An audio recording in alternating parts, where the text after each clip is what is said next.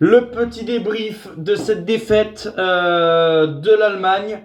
Bon, de toute façon, l'Allemagne s'en foutait un petit peu, mais on va quand même discuter quand même de ce match-là côté allemand. Est-ce qu'il y a des bonnes choses? Est-ce qu'il y a des joueurs qui sont quand même assez catastrophiques? Parce qu'il y en a un que je trouve qu'il est nul, mais qu'est-ce qu'il est nul? Et pourtant, il a été buteur. Mais voilà, après, félicitations à l'Équateur. Franchement, vraiment une félicitation à cette équipe d'Équateur qui se qualifie et a priori va faire les 16e parce qu'avec 4 points, pour moi, je pense qu'avec 4 points, tu fais les 16e et l'Équateur va, bon, par contre, affronter un gros, hein, je sais pas quel adversaire ça sera, mais ça sera un adversaire quand même assez costaud pour l'Équateur. Mais franchement, bravo à cette équipe. Vraiment, bravo à cette équipe de l'Équateur qui a fait un bon match. Voilà, qui a joué, qui en plus avait fait des codes performance contre Curaçao et contre la Côte d'Ivoire. Là, ils ont joué. Ils ont été un peu plus offensifs que d'habitude. Par contre, c'est l'Allemagne. L'Allemagne, je l'avais dit lors de mon premier débrief. Alors oui, ils avaient gagné 7-1 contre Curaçao, mais je voyais des faiblesses en défense. Là, après, je n'ai pas fait le débrief contre la Côte d'Ivoire. C'était très compliqué. L'Allemagne aurait même pu perdre le match contre la Côte d'Ivoire. Ça aurait même pu être un match nul.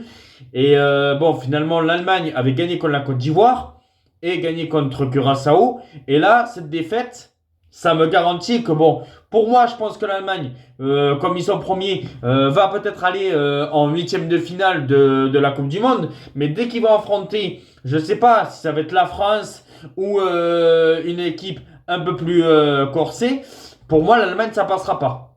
Pour moi, ça passera pas. Parce que bon, voilà, pour moi, je trouve une équipe d'Allemagne qui a été quand même assez bonne dans cette phase de poule. Ils sont bons en milieu de terrain, ils sont bons aussi en attaque, sauf un qui a marqué ce soir, qui est nul, mais qui est nul, mais qui est nul. Bon, après, il a marqué, alors bon, félicitations à lui, mais sinon, qu'est-ce qu'il est mauvais.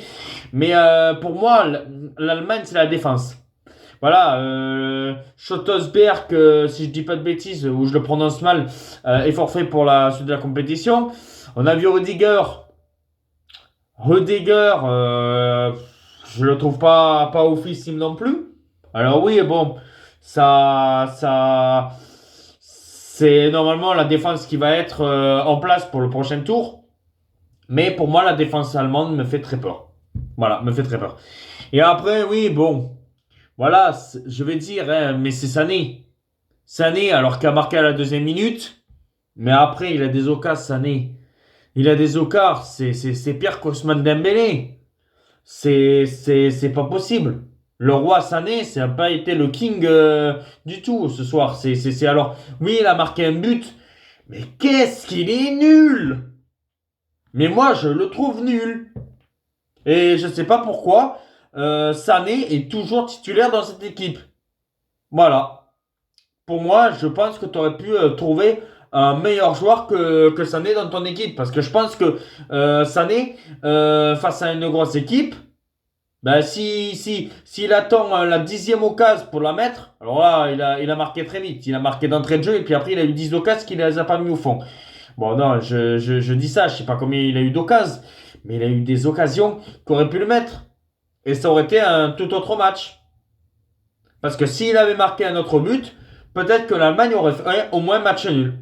Voilà, c'est mon petit coup de gueule sur le roi Sané que j'ai trouvé très mauvais. Mais voilà, félicitations à l'Équateur qui mérite en plus d'être en 16e. Mais moi je le répète, je suis très inquiet pour cette équipe d'Allemande.